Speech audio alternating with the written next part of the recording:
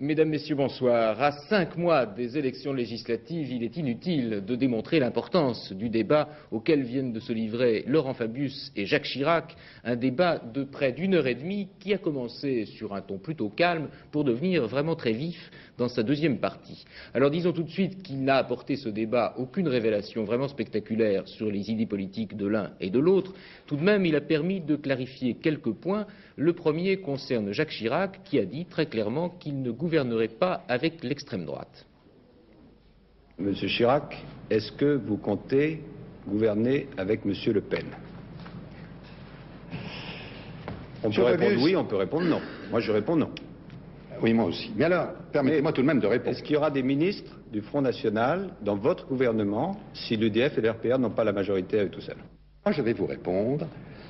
Je ne m'associerai à aucun gouvernement où il y aurait des hommes de l'extrême droite. C'est clair. D'une manière générale, on peut dire que tout au long du débat, on a vu s'affronter à la fois deux stratégies, celle d'un Premier ministre qui exerce le pouvoir et celle d'un leader de l'opposition qui le revendique, et puis affrontement également de deux images. Et il s'est manifesté, cet affrontement, surtout dans la deuxième partie du débat, lorsque le ton a monté très sérieusement entre les deux interlocuteurs. Notre politique, monsieur Fabius, c'est une politique consistant théoriquement à faire de la rigueur, mais de la rigueur sans liberté. Et à partir du moment où vous avez de la rigueur sans liberté, vous aurez indéfiniment de la rigueur jusqu'à ce que vous soyez obligé d'abandonner une politique et de laisser d'autres faire une nouvelle politique qui, elle, répondra à un État moderne. Et notre point fort, ce sont les idées générales. On ne va pas gouverner avec des « il faut que », il n'y a qu'à. Tout ce que vous dites, ou à peu près tout ce que vous dites, c'est-à-dire les remèdes auxquels vous pensez, miracles, et on ne sait pas pourquoi vous ne les avez pas appliqué lorsque vous étiez Premier ministre et que le chômage a augmenté de 100%. Enfin ça, c'est un des mystères. Tout ce que vous dites... Vous avez une audace fantastique, monsieur Fabius. Vous avez pris la France avec 1,5 million de chômeurs, vous l'avez porté à 3 millions de chômeurs, et vous m'accusez d'avoir augmenté le chômage. Ça, c'est tout de même quelque chose de pas ordinaire. Vous prenez n'importe Le chômage est passé, lorsque j'étais Premier ministre, de 600 000 à 900 000, ce qui était, c'est vrai, 100%. extrêmement excessif, mais rien à côté de ce que vous avez fait. 100%. Enfin, vous avez véritablement un toupet monstre, monsieur Fabius. Calmez-vous. Hein. Ce n'est pas parce que vous avez fait 3 fois plus d'inflation que moi qu'il faut parler 3 fois plus fort. Calmez-vous. Et puis je propose un troisième extrait de ce débat, un débat dont l'importance, vous le comprendrez, justifie certainement que nous nous y attardions un peu ce soir. Cet extrait-là est toujours significatif du ton très vif qui a opposé ce soir Jacques Chirac et Laurent Fabius. La tactique qui consiste à vouloir en permanence, parce que ça vous gêne, interrompre pour essayer de déstabiliser l'adversaire, elle ne sert à rien. Car ce n'est certainement pas vous, monsieur Fabius, qui allez me déstabiliser, vous l'imaginez bien. Ne vous énervez pas. J'ai, de ce point de vue, au moins autant d'expérience que vous, et par conséquent, vous ne risquez rien. Alors, vous avez plus d'expérience politique que moi. Soyez gentil de me laisser parler et de cesser d'intervenir incessamment, un peu comme le Roquet, n'est-ce pas? Écoutez, je n'ai pas parlé au Premier ministre de la France. Non, je parle à monsieur Fabius, je vous présente. Alors voyons tout de suite, si vous le voulez, les réactions politiques, celles que nous avons pu recueillir aussitôt après la fin de l'émission auprès des principaux... Pardon? Oui? Bien, alors ces réactions, nous ne les avons pas encore tout à fait recueillies en totalité. Nous allons vous les montrer dans quelques instants quand le montage sera terminé. Je vous propose maintenant donc d'essayer de passer à l'analyse de ce débat, car bien sûr, la question que chacun se pose ce soir, c'est peut-être qui a gagné et qui a perdu. Mais alors, Michel Naudy, on peut sans doute se dire que c'est vraiment un faux problème, parce qu'on peut se demander s'il pouvait vraiment y avoir un vainqueur et un vaincu. Je crois qu'effectivement, il ne faut pas se tromper d'enjeu en quelque sorte, et que la question est autant chacun a-t-il rempli son objectif que qui a gagné, qui a perdu, comme vous venez de le dire. Et il y a 3 raisons à cela. La première, c'est que les sondages donnaient dès le départ M. Fabius super favori, parce que beaucoup plus apprécié, au moins dans les sondages, que son adversaire. La seconde raison, c'est que chacun poursuit des objectifs très différents. Être le premier à gauche pour l'un, le premier à droite pour l'autre. Et enfin, la troisième raison, c'est que les secteurs d'opinion, les électorats à qui s'adressaient l'un et l'autre, étaient loin, très loin d'être les mêmes. Dès lors, on a assisté à un véritable renversement des rôles, à une sorte de substitution, au point que l'on pouvait se demander parfois qui était le tenant du titre et qui était le challenger. C'est vrai même au niveau du vêtement, strict pour M. Chirac, plus léger pour M. Fabius. C'est vrai aussi au niveau du langage, mais c'est vrai surtout Au niveau du style, M. Fabius, on vient de le voir, étant incisif, interrompant souvent, c'est vrai, son adversaire, M. Chirac préférant l'exposé plus ample et plus méthodique à la fois. Et pour terminer, enfin, un conseil de prudence. L'emporter dans un débat est une chose, mais l'emporter dans l'opinion en est une autre. Alors nous passons, comme je vous l'annonçais à l'instant, aux réactions politiques, celles que Michel Vial et Éric Pirot viennent de recueillir tout de suite après la fin de l'émission auprès des principaux partis politiques. Je suis vraiment très déçu par ce qu'a dit M. Fabius. Je crois qu'il s'est révélé comme un comédien avant d'être un Premier ministre. Il a été en position de journaliste, une mauvaise journaliste, posant sans cesse des questions à Jacques Chirac sur ce que ferait l'opposition en mars 1986, mais lui-même, il semble avoir abandonné toute perspective, si ce n'est comme cela, gérer au jour le jour la société bloquée. Bref, avec Fabius, je crois qu'il est clair aujourd'hui qu'il n'y a aucune possibilité de redresser le pays en 1986. D'ailleurs, il l'a dit d'entrée de jeu, les choses sont claires. Il n'y a pas d'autre majorité de gouvernement possible que la majorité UDF-RPR. C'est le premier débat de la campagne. Espérons que d'autres nous permettront d'aller plus loin. M. Chirac avait beau jeu, malheureusement, d'accuser le gouvernement socialiste de mettre en cause l'emploi, de vendre les entreprises et les filiales à l'étranger. Je crois que celui qui est gagnant, en fin de compte, de ce débat, c'est le CNPF. Le programme du CNPF, c'est-à-dire l'exigence de profit, l'exigence de la défense des privilèges, c'est le programme de la cohabitation, le programme commun de la cohabitation entre la droite et le Parti socialiste. Eh bien, ce programme-là était porté finalement par les deux hommes. Si le CNPF était en coulisses, il devait se frotter les mains. C'est lui le gagnant de ce show télévisé de ce soir. Quand on veut mener un vrai débat, il faut poser les vraies questions, mais il faut apporter les vraies réponses. Et ce que je regrette, moi, pour le débat de ce soir, c'est que sur un assez grand nombre de points, M. Chirac affirme des choses qui, j'ai le regret de le dire, sont erronées. Rentrer dans le détail des chiffres, c'est un travail d'expert, et il n'y a aucune raison que tous les Français aient envie de rentrer dans ces chiffres.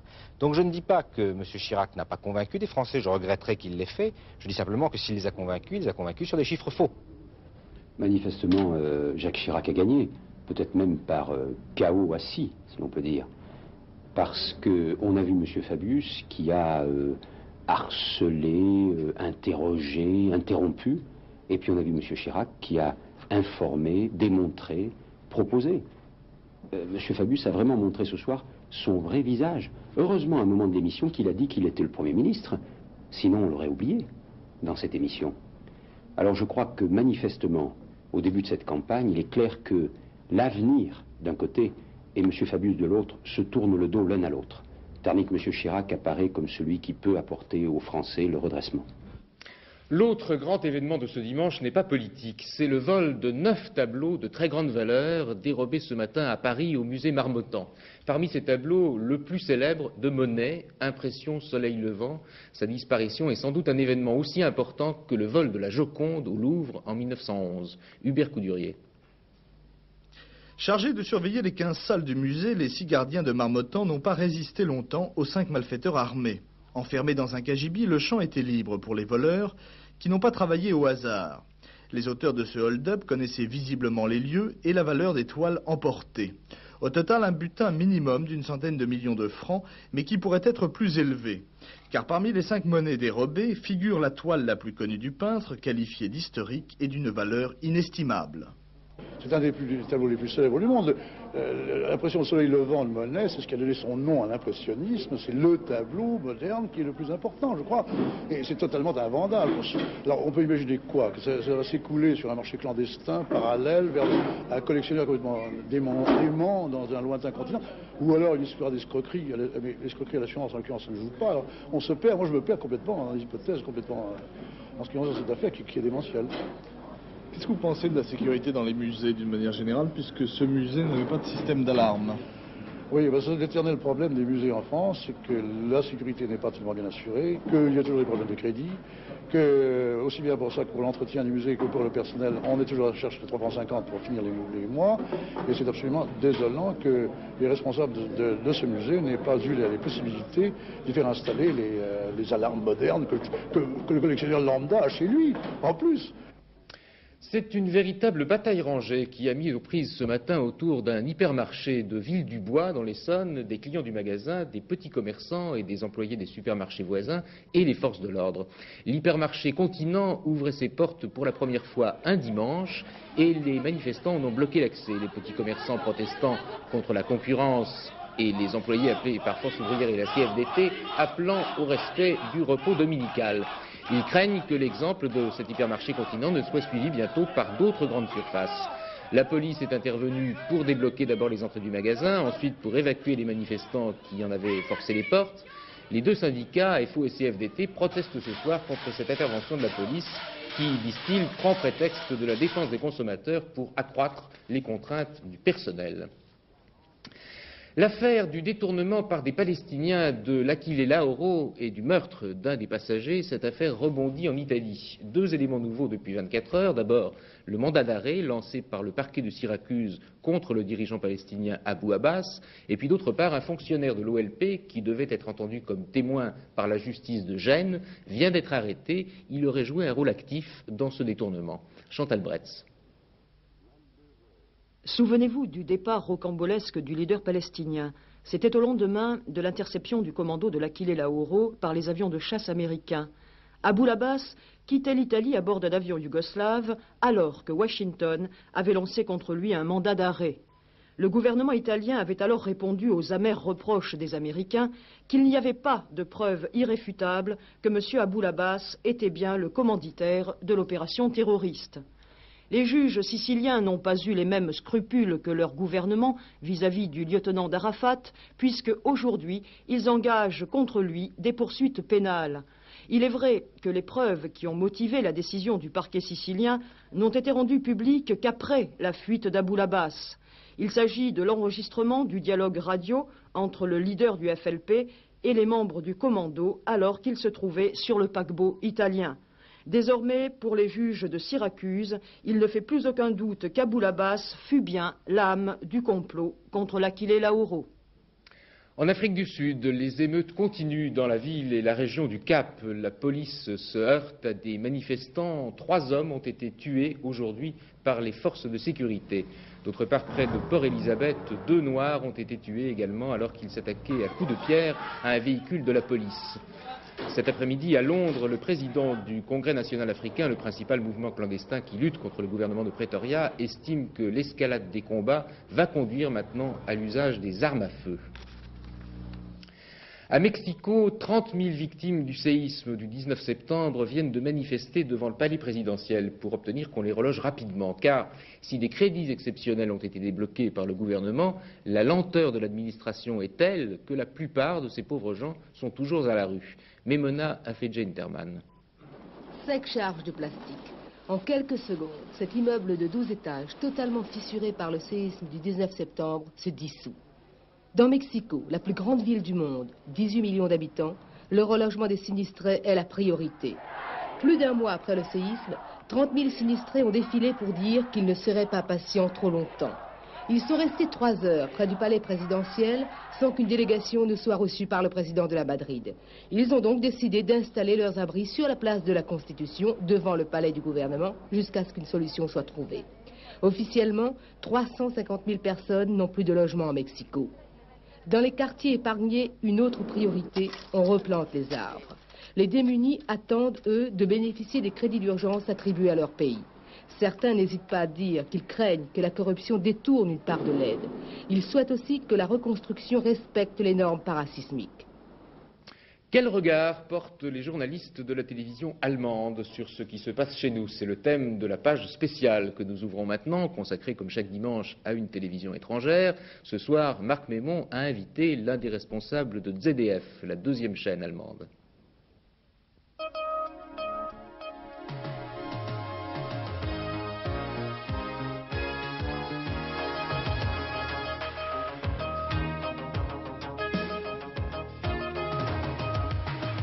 À 21h45. Le journal de 19h qui dure environ 20 minutes est regardé en moyenne par près de 6 millions de téléspectateurs. L'information en provenance de l'étranger occupe environ 40% du temps du journal. La ZDF compte 3500 salariés, dont 500 journalistes, qui travaillent en Allemagne et à l'étranger. La chaîne de télévision a en effet une vingtaine de bureaux de correspondants dans le monde, Washington, Moscou, Pékin, mais aussi Paris. Bonsoir, merci d'être avec nous ce soir sur notre plateau de Soir 3. Bonsoir. Vous avez suivi comme nous le débat Chirac-Fabius, alors quelles sont vos réactions comme ça? Alors, premièrement, j'ai trouvé c'était vraiment un spectacle avec information, show business, un peu commedia dell'arte, un peu débat politique. Vous avez senti qu'il y avait un vainqueur, on se posait la question. Alors, le meilleur a vaincu, c'est sûr, mais c'est pas qui. Bon, d'accord, Fabius, il joue bien à la télé. Et Chirac, il a fait des discours très très précis. Pour moi, c'était, sur le plan politique, une chose très importante, et c'était ce que M. Chirac a dit en ce qui concerne sa participation en gouvernement. Il ne veut pas participer en gouvernement avec l'extrême droite. Ça, c'était pour moi une information très très intéressante. Demain, quand je fais un petit reportage sur cet événement, je crois que ça serait l'extrait qui sera le plus important que vous avez retenu, l'essentiel. Alors, quels sont les autres éléments, les autres événements de l'actualité de cette semaine que vous avez retenus? Alors, qu'est-ce qu'on a fait? On fait beaucoup en France, heureusement pour nous. Mon confrère a fait une petite histoire sur les problèmes avec l'eau à Lourdes. Alors, la source sainte à Lourdes, heureusement, il pleut. Ça fait, il pleut. On a fait une petite, non pas une petite, 2 minutes 30, 3 minutes sur le prêt-à-porter, été 86 à Paris, avec des images très aimables. Et les derniers jours, j'ai fait une enquête environ de 7 ou 8 minutes sur les essais nucléaires de la France à Mururoa.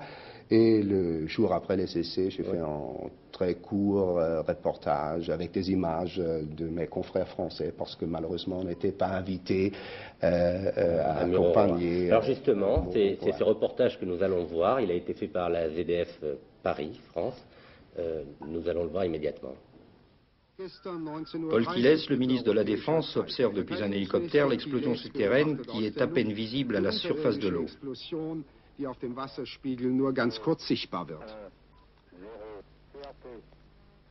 Au sol, un très léger tremblement.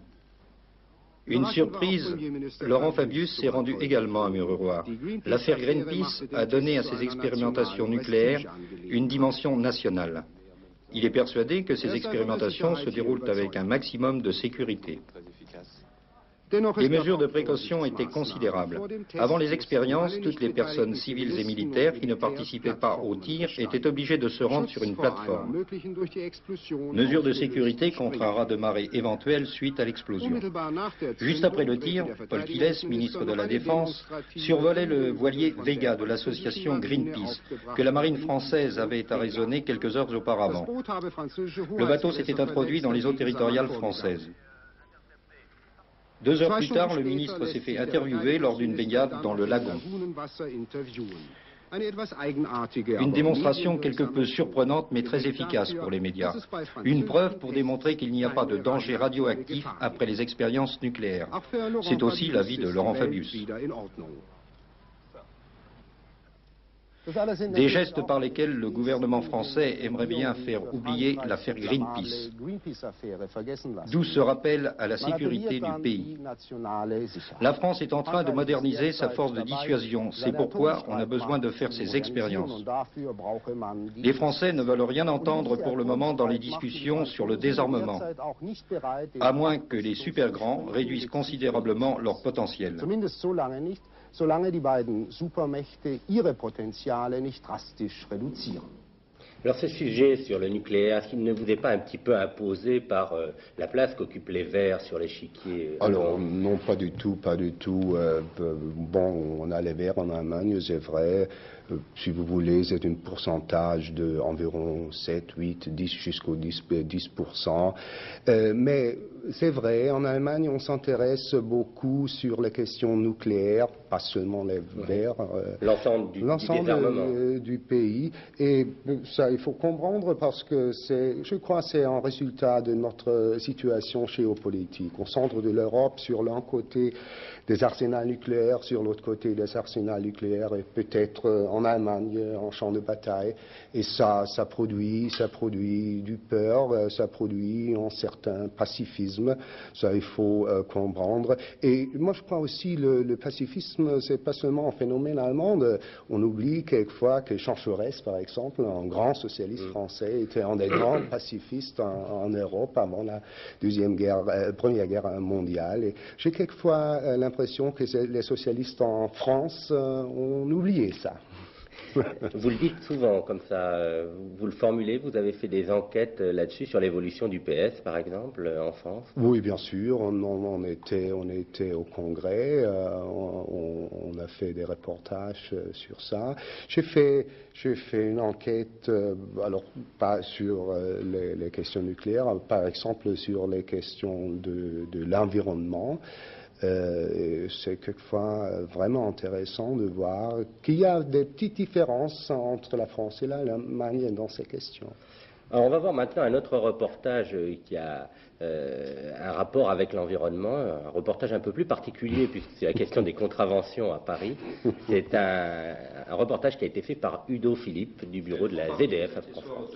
À Paris, même si elles sont mal vues. Dans aucune capitale au monde, on en distribue autant. Environ 10 millions de contraventions par an. Mais dans aucune capitale au monde, les contractuels aiment se sentir observés. Ont-elles mauvaise conscience parce qu'elles punissent leurs concitoyens pour un petit faux pas? Jusqu'à présent, le fait d'être en stationnement interdit était une peccadille, même si c'était cher. Les tarifs pour les contraventions commencent à 25 marks et s'élèvent jusqu'à 300 marks. Surtout si l'on refuse de les payer dans les délais fixés. Il faut s'attendre à un doublement des frais. Mais la police a beaucoup de difficultés à encaisser cet argent, car les Parisiens ne sont pas seulement des conducteurs indisciplinés, mais aussi des mauvais payeurs. Tout cela va changer avec la modernisation de la police, surtout par les moyens plus perfectionnés pour retrouver les mauvais payeurs. Avec ce vieux dispositif, la police a des problèmes énormes pour poursuivre non seulement les malfaiteurs, mais aussi les mauvais conducteurs. Et surtout, ceux qui ne font pas du tout attention aux contraventions en espérant ne jamais se faire rattraper. Et certains le font avec beaucoup d'imagination. Il paraît même qu'il y a des Parisiens qui accrochent une fausse plaque d'immatriculation à leur voiture pour les garer plus facilement. Jouer avec le feu. Les Parisiens aiment ça, surtout en ce qui concerne les feux de signalisation.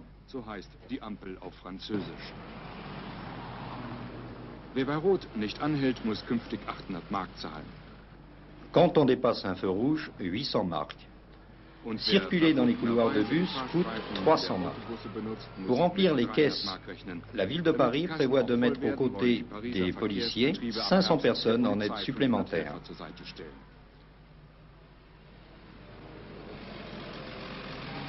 Les conducteurs étrangers, surtout ceux qui stationnaient mal leur véhicule, avaient de la chance d'être oubliés jusqu'à présent, car la police française ne les poursuivait pas au-delà des frontières. À l'avenir, ils subiront le même sort que les Français. Leurs voitures seront mises à la fourrière. Encore une surprise coûteuse pour les touristes étrangers à Paris. Cette escapade leur coûtera environ 500 marks. Wenn man das Auto bei der Polizeipräfektur abholt, mehrere hundert Mark sind dann fällig, das Strafmandat eingeschlossen. Elle n'épargne vraiment personne, c'est bien vrai. Alors dites-moi, est-ce que vous n'avez quand même pas le sentiment d'être un peu trop parisien dans votre regard sur notre pays? Oui, vous avez raison, mais c'est aussi le problème des confrères français, parce que Paris, c'est pas du tout la France, c'est toujours une ville très très importante. Oui, vous faites la décentralisation, mais vous avez raison. Vous partez souvent en province quand même, Malheureusement non, mais je suis au moment en train de préparé un grand documentaire sur Marseille, sur la ville Marseille. Je suis très heureux de faire connaître cette ville. C'est un portrait de la ville en quelque sorte, avec tous les problèmes. Oui, avec tous les problèmes qui existent là. Pour le magazine, pour l'émission magazine de votre chaîne. 45 minutes, ça veut dire un grand film.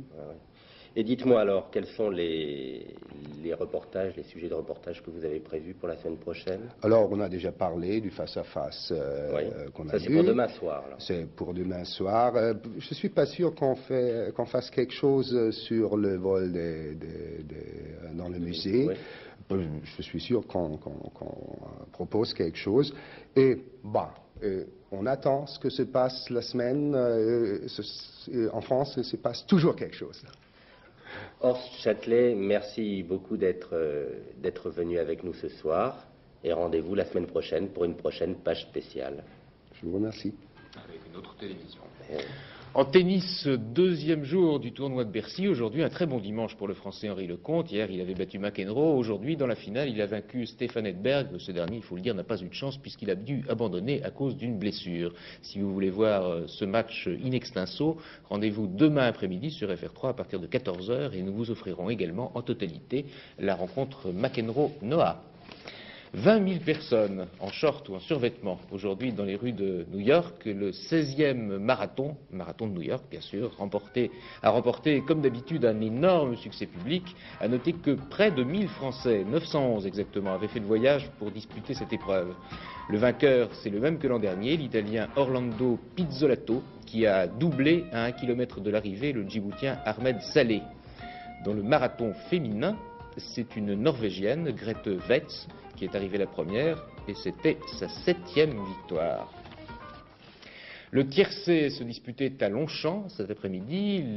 L'arrivée gagnante, c'était 4, 12 et 7, avec de tout petits rapports. Dans l'ordre pour 5 francs, 470 francs, et dans un ordre différent, 94 francs. Le temps pour demain, la pluie va gagner encore un peu de terrain. Elle continuera dans le sud, des Pyrénées à la Méditerranée, ainsi que sur le sud du Massif central et le sud des Alpes. Il pourra tomber également quelques gouttes de pluie sur les côtes de la Manche. Partout ailleurs, après dissipation du brouillard, le soleil brillera et les températures resteront dans la moyenne de la saison, c'est-à-dire entre 6 et 18 degrés au maximum, du nord au sud du pays. Demain soir, 2 rendez-vous d'information, à 19 h d'abord avec Richard Tripot pour la première édition et 22 h 20 pour l'édition complète présentée par Geneviève Guichenet.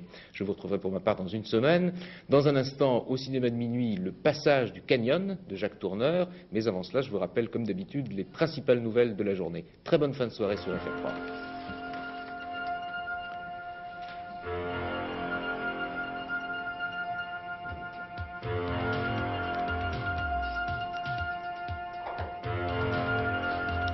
À 5 mois des législatives, la campagne électorale a été ouverte ce soir par le débat Fabius-Chirac. Le tableau le plus célèbre de Monet volé ce matin au musée Marmottan à Paris, et dans l'affaire de l'Achille Lauro, la justice italienne vient d'arrêter un fonctionnaire de l'OLP impliqué dans le détournement.